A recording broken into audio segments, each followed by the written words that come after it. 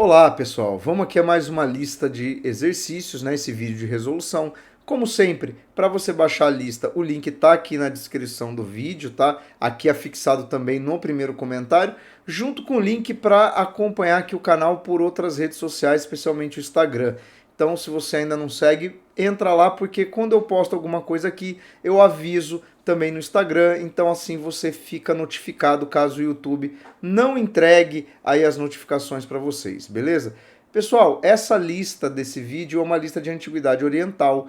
É um tema que não é frequente realmente nos vestibulares e no Enem, porém, quando aparece, tem umas peculiaridades, ou seja, dentro destes conteúdos existem alguns elementos que aparecem com mais frequência quando esse tipo de questão acaba aparecendo nos vestibulares. Então, a ideia aqui desse vídeo também é te orientar nos estudos para você não ficar aí desesperado em estudar um conteúdo que é relativamente grande, mas que aparece pouco. Você tem que saber como ele aparece para direcionar o seu estudo. Beleza? Então, vamos pegar a lista aqui no primeiro exercício. Estadual do Rio Grande do Norte tem um texto relativamente longo que diz o seguinte: os camponeses, também chamado felás, executavam inúmeros trabalhos necessários à agricultura e à criação de animais. Ou seja, já havia pecuária e agricultura, informação importante do texto. Os principais produtos cultivados eram o trigo para fazer pão, cevada para fazer cerveja, linho para fazer tecido. Também se dedicavam à plantação de legumes, verduras, uva para fazer vinho, frutas variadas. Criavam animais como bois, asnos, carneiros, cabras, porcos e, posteriormente, cavalos. Para a maioria da população, a carne era um alimento de luxo. Os mais pobres só a consumiam em ocasiões especiais. As atividades agropastoris eram complementadas pela pesca, no Nilo, nos pântanos e nos canais, e também pela caça. Os camponeses viviam em aldeias e eram obrigados a entregar parte da colheita e do rebanho como forma de tributo aos moradores do palácio do faraó e aos sacerdotes dos templos. Nos períodos em que diminuíam os trabalhos no campo, época das cheias, eram muitas vezes convocados a trabalhar compulsoriamente em obras, como construção de palácios, templos, pirâmides, etc. Bom, pessoal, vamos aqui a um ponto que vai ser importante, obviamente, para essa questão, né? Ele está indicando aqui que a sociedade era subdividida em grupos. Haviam camponeses que cumpriam ali certas tarefas, né? Mas você tinha, por exemplo, uma hierarquia social grande, porque você tinha os moradores do palácio do faraó e sacerdotes, pessoas que, né, ocupavam ali estratos superiores da sociedade no sentido de que tinham funções específicas, funções de comando, e por isso eram poupadas do trabalho agrícola, mas eram sustentados pelo trabalho dessa população camponesa, né? Aqui ele se estende longamente, dizendo o que era cultivado e tal, né? Gera ali uma certa redundância. É mais para reforçar essa ideia de que havia uma agricultura bastante, né, já avançada para os padrões da antiguidade. E aqui ele fala do trabalhar compulsoriamente, né?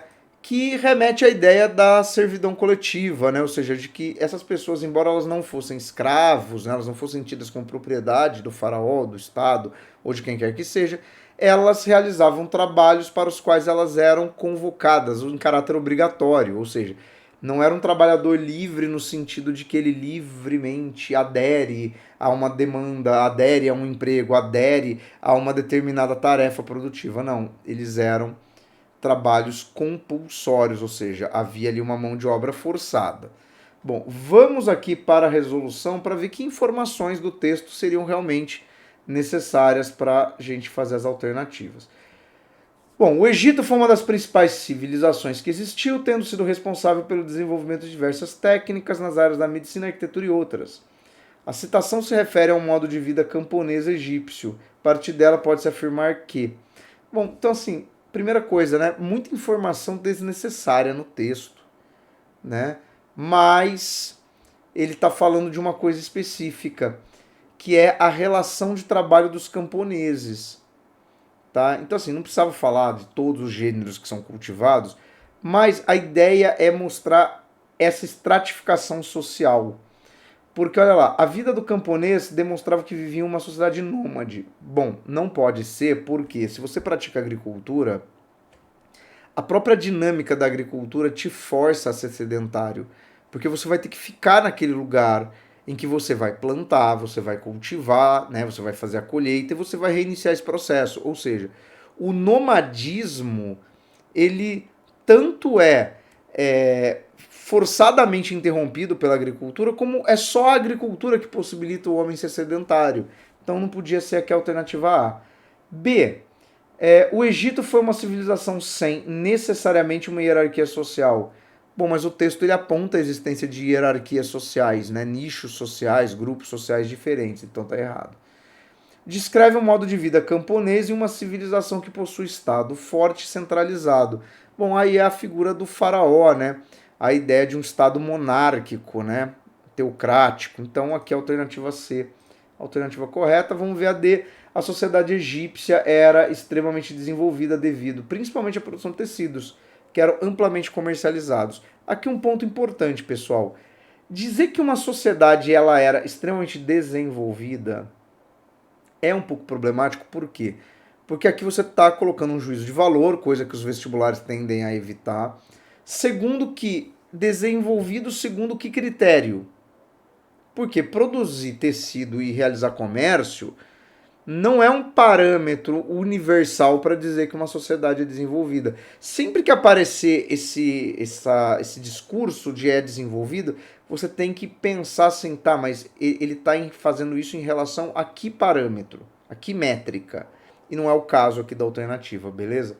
Então, aqui na questão 1, alternativa C, alternativa correta. Vamos aqui à segunda, que é do Enem, tá?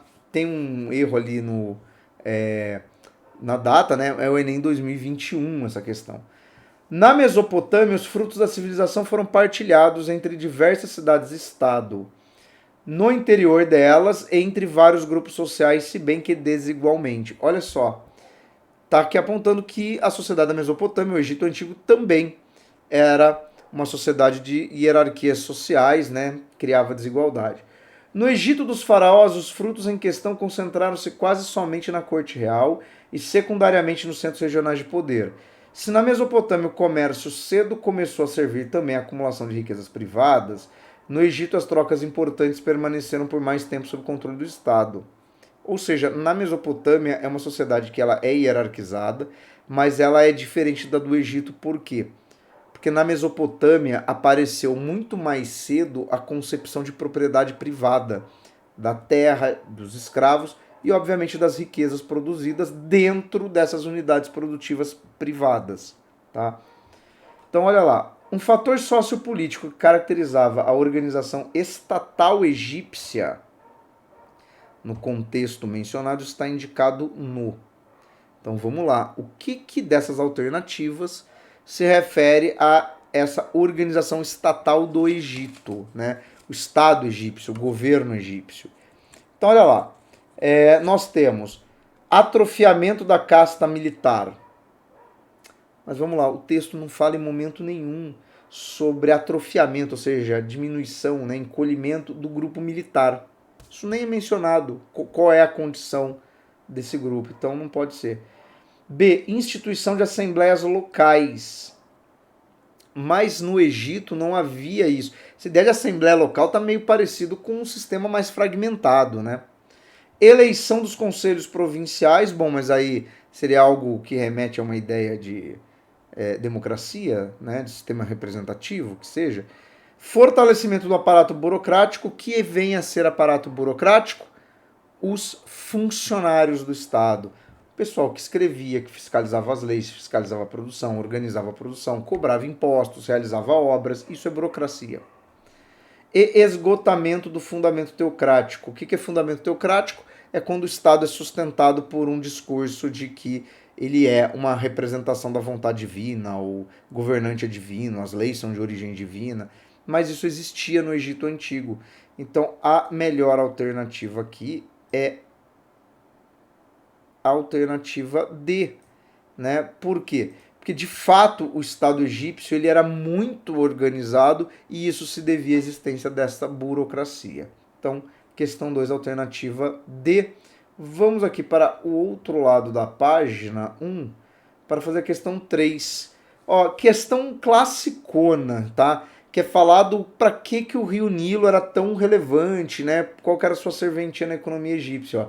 Sobre o papel do Rio Nilo na estruturação da sociedade do Egito Antigo, é correto afirmar que... Bom, pessoal, o Egito é uma região desértica. Era possível agricultura por quê? Porque havia o rio Nilo, ou seja, está ligado à ideia de irrigação, permitir a agricultura. Então, olha lá, permitir atividade econômica e com suas cheias regulares, ou seja, transbordamentos, né? Garantir estabilidade política e domínio simbólico dos faraós.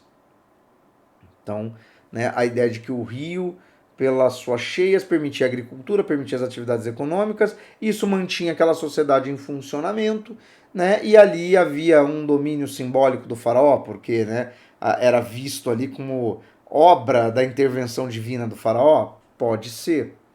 B. Sua maior importância era servir de meio de transporte para as tropas que garantiam a supremacia militar dos egípcios em toda a África. O problema é dizer que isso é a maior importância, né? Afinal, o rio é usado para agricultura, para irrigação, para água para as pessoas, né? Então, assim, servir de meio de transporte para tropas é algo tão específico que não pode ser a atividade principal, né? C. Sua cheia significava um momento de instabilidade política e econômica, uma vez que destruíam as colheitas e provocavam fome generalizada. Não porque as cheias do Nilo fertilizavam os solos da margem, depois das cheias havia o plantio e antes da próxima cheia já havia a colheita. Né? Eles desenvolveram um controle ali de calendário, de estação de chuvas, de cheia, para conseguir fazer isso. Então não pode ser assim. D. A capacidade e o volume de água não eram aproveitados pelos egípcios, que limitavam nas vazantes e esperar a próxima cheia. Não, eles usavam o rio para várias atividades, para irrigação, para transporte, para abastecimento de água. Então aqui no 3, né, a melhor alternativa é a alternativa A, tá? Então vamos aqui para a 4, Federal do Rio Grande do Norte. Ó, tivemos uma da Estadual do Rio Grande do Norte, agora da UFRN, né? Antigo, né, pessoal? Os vestibulares das federais foram aí sendo progressivamente substituídos pelo SISU, né? Olha lá. Com a formação do Estado no Egito Antigo, o faraó passou a concentrar todos os poderes em suas mãos, sendo cada vez mais considerado um deus vivo. Boa parte das terras passou a ser controlada por ele, a quem a população deveria pagar tributos e servir por meio de trabalho compulsório. Olha lá, o mesmo tema aparecendo, né? A ideia de que a população trabalha, serve ao faraó, destina a ele parte da produção e o trabalho é forçado, é compulsório. A personificação do Estado na figura do faraó e a sua identificação como um deus permite-nos, portanto, falar de uma monarquia teocrática no Egito Antigo. Sim, né?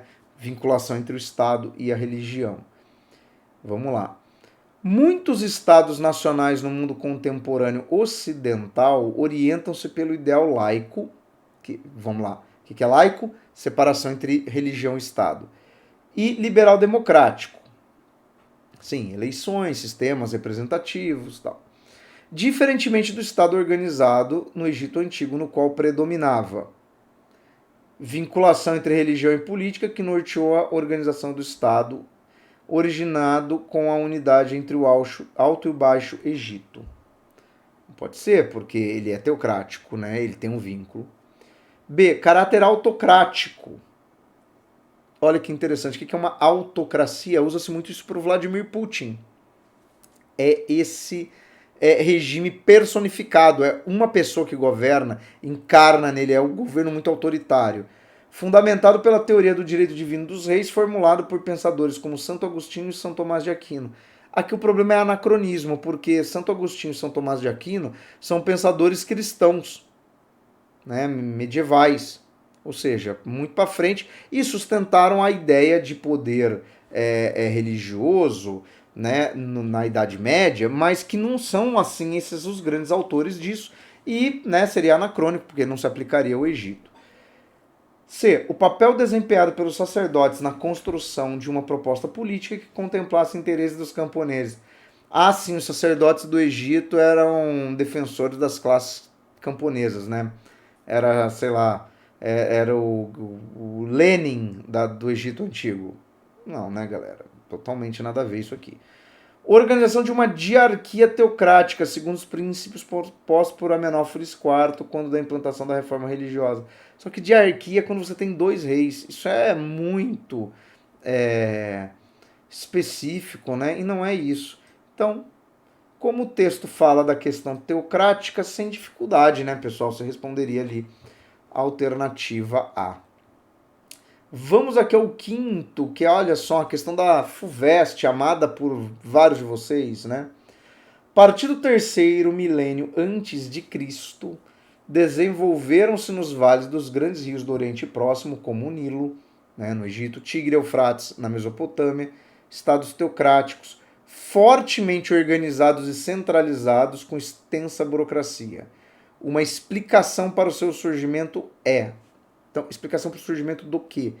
Desse tipo de Estado. Então, vamos lá. Revolta dos camponeses, insurreição dos artesãos nas cidades, que só puderam ser contidas pela imposição dos governos autoritários. Pessoal, aqui temos um problema também de anacronismo. Por quê? Porque se o Estado surgiu como reação a isso que está descrito no item A, já haviam camponeses, já haviam artesãos e já haviam cidades antes do surgimento do Estado. Então, não pode ser. B. Necessidade de coordenar o trabalho de grandes contingentes humanos para realizar obras de irrigação. Ou seja, o surgimento da agricultura demandou uma nova forma de estrutura social de organização para coordenar estes trabalhos. Muito mais interessante e plausível. C. A influência das grandes civilizações do extremo Oriente que chegou ao Oriente Médio através das caravanas de seda. Então, peraí, veio uma influência da China, do Japão, para daí essas regiões desenvolverem isso? Não, né? Vamos ver lá as outras alternativas que estão na outra página. D. Expansão das religiões monoteístas que fundamentavam o caráter divino da realeza e o poder absoluto do monarca. Só que essas monarquias da Antiguidade Oriental, elas são teocráticas, elas não são monoteístas, eles têm crenças em vários deuses. O monoteísmo não é necessário para você ter um governo teocrático. E introdução de instrumentos de ferro e consequente revolução tecnológica que transformou a agricultura dos vales e levou à centralização do poder. Mas eu não preciso ter instrumentos de ferro para fazer isso. Né? O instrumento de ferro é meramente um avanço de tecnologia. Então, ó, aqui na questão 5 da FUVEST, né, a melhor é a alternativa B, né, porque é essa relação, né, entre o surgimento da agricultura e o estabelecimento desse tipo de sociedade. Então, questão 5, alternativa B. E vamos aqui para a questão 6, questão muito interessante do Enem PPL, para pessoas privadas da liberdade, né? Essa é a prova que é feita todo ano, mas que não é aplicada à ampla concorrência, salvo alguns anos em que essa versão virou também a segunda aplicação, né? Aí por problemas na aplicação do Enem, mas não é o usual. E aí vamos lá, né? Os caras aplicaram uma prova do Enem para pessoas encarceradas e botaram um trecho de um código de punição, né? Assim, uma sensibilidade incrível, né? Artigo 196. Se alguém arranca o olho de outro, se ele deverá arrancar o olho. Então é o olho por olho, Código de Hammurabi, né? Se quebra osso a um outro, deverá quebrar o osso. Né? Aquela ideia nesses artigos de que a pena é exatamente o crime cometido. Aí todo mundo acha, nossa, que justo, né? Tinha que ser assim mesmo e tal. Galera, não é bem assim. E olha só, se arrancar o olho de um liberto, deverá pagar uma mina. O que é um liberto, pessoal? Um liberto é um ex-escravo. Então, peraí. O olho por olho só funciona quando a situação envolve 2 homens livres, de mesmo status. Se um for um homem livre cometendo um crime contra um liberto, que é visto como uma pessoa hierarquicamente inferior, a punição não é a mesma. É uma punição mais branda. Olha só o 199. Se arrancar o olho de um escravo alheio, ou seja, noção de propriedade privada, existia um escravo de outra pessoa que você foi lá e danificou o olho, machucou, feriu. O olho aqui, pessoal, é só um exemplo, né? Quebrar o osso, deverá pagar metade de seu preço. Ou seja, se você agredir um escravo, você paga ali uma equivalência ao seu preço. Então, é uma sociedade, de novo, desigual, e isso aparece nas leis. Esse trecho apresenta uma característica do Código Legal elaborado na Antiguidade Oriental, explicitada no. Então vamos lá. Recusa ao direito natural para expressão da vontade divina. Não, né? Não fala nada aqui de vontade divina. Caracterização do objeto do delito para definição de pena. Eu explico o crime e explico a pena. É isso que é feito nesses artigos? É isso que é feito nesses artigos. Alternativa B. Vamos ver só as outras, né, para ver por que teriam que ser descartadas. Engajamento das normas para a garantia do arbítrio dos magistrados. O que é um magistrado? O magistrado é um juiz, é um agente, né, da lei. Mas aqui, de novo, não fala da forma de atuação deles, né? D. Flexibilização das normas para a garantia do arbítrio dos magistrados. Não, mas flexibilização seria leis flexíveis. Não é bem isso, né? Cerceamento da possibilidade de defesa para a preservação da autoridade. Em nenhum momento essas leis dizem que a pessoa acusada do crime não pode tentar se defender, não pode tentar argumentar. Então por isso que você não poderia marcar o item E, tá? Então assim, a que melhor caracteriza o que está ali, né? Embora seja uma questão fraquinha, admito, é a alternativa B, que na prática explica qualquer código de lei, né? Qualquer código penal. E aqui a última dessa listinha curta, só 7 exercícios, é da Unesp. Unesp 2013. Olha só quanto tempo que não aparece, né? Uma questão na Unesp. Na Mesopotâmia, então vamos falar do Iraque antigo, todos os bens produzidos pelos próprios palácios e templos não eram suficientes para seu sustento. Assim, outros rendimentos eram buscados na exploração da população das aldeias e cidades. As formas de exploração eram duas: imposto e trabalho forçado. Olha lá, de novo, né? Cobrar tributo, cobrar trabalho compulsório, né? A ideia da servidão. Entre os trabalhos forçados a que o texto se refere, podemos mencionar internação de doentes e loucos em áreas rurais, onde deveriam cuidar das plantações de algodão, cevada e sésamo. Nossa, um sistema de trabalho forçado baseado na internação de pessoas doentes. É meio nazista esse rolê aqui, né? E não faz muito sentido em termos produtivos, né? B. Utilização de prisioneiros de guerra como artesãos ou pastores de grandes rebanhos de gado bovino e caprino. Só que o prisioneiro de guerra ele seria um escravo. E não é uma coisa muito usual você usar escravo para trabalhar na pecuária. Por quê? Porque a pecuária emprega pouca gente. Para cuidar de um rebanho você não precisa de muita gente. Basta aí quem nunca viu lá o filme do Ang Lee, né? O Segredo de Brokeback Mountain, né? Que são dois caras que ficam ali cuidando, né, de um grande rebanho e assim, né? Eles desenvolvem, vamos dizer assim, algumas atividades porque eles têm bastante tempo livre, né? Não vou dar spoiler do filme. O que acontece? Não, né? Porque o escravo vai fugir com o rebanho, inclusive. C. Escravidão definitiva dos filhos mais velhos das famílias de camponeses, o que caracterizava o sistema econômico mesopotâmico como escravista. Nossa, então o filho mais velho, o primogênito, é escravizado. Mas normalmente o filho mais velho, o primogênito, ele é aquele que tem alguma vantagem sobre os irmãos, herda as coisas. Não é o que sofre mais. Então, não. Servidão por dívidas, que provocava submissão total pelo resto da vida dos devedores aos credores. Então, mas se ela for por dívida, ela podia ser enquanto você realizasse trabalhos suficientes para o pagamento da dívida. E aí tem um problema. Porque se é o Estado que fazia isso de cobrar imposto ao trabalho forçado, ele não ia fazer isso só sobre quem deve, né? Então, assim, não faz muito sentido porque você não teria um número tão grande assim de pessoas para essas tarefas. E ele está perguntando que tipo de trabalho forçado essas pessoas fariam. Então sobra a alternativa E. Olha lá.